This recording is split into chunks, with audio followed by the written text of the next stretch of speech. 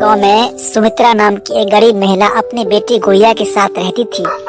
सुमित्रा के पास कम साधन थे, लेकिन उसकी मेहनत और अपनी बेटी के प्रति प्रेम कभी कम नहीं हुआ। उसका सपना था कि उसकी बेटी अच्छी शिक्षा प्राप्त कर सके और एक दिन बड़ी होकर अपने पैरों पर खड़ी हो सके। सुमित्रा मजदूरी करके घर चलाती थी।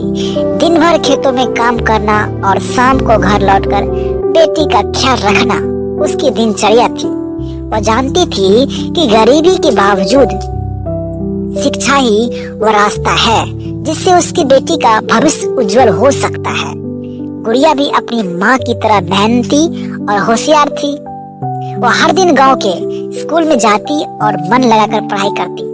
हालांकि गुड़िया की पढ़ाई की राह आसान नहीं थी। स्कूल जाने के लिए उसे कई किलोमीटर पैदल चलना पड़ता था। कभी कभी खाने को पर्याप्त भोजन नहीं होता, लेकिन इन सभी कठिनाइयों के बावजूद सुमित्रा ने कभी हार नहीं मानी। वह गुड़िया को हर दिन प्रोत्साहित करती, बेटी पढ़ाई ही तुझे इस गरीबी से बाहर निकालेगी। गुड़िया ने भी माँ की बातों को हमेशा दिल से लगाया और पढ़ाई में जुटी रही।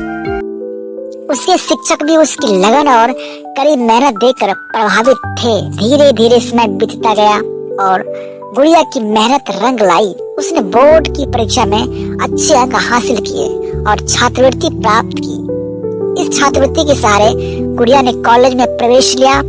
सुमित्रा की आंखों में खुशी के आंसू थे, क्योंकि उसका सपना अब सच हो रहा था। गुड़िया ने अपनी पढ़ाई पूरी की और एक सफल नौकरी प्राप्त की।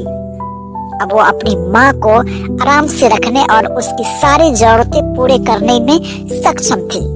सुमित्रा ने गरीबी और कठिनाइयों के बावजूद अपनी बेटी को सफल बनाने का सपना देखा और उसे पूरा किया। ये कहानी सिखाती है कि मेहनत, समर्पण और प्रेम से हर मुश्किल को पार किया जा सकता है। Please subscribe to our channel for more updates.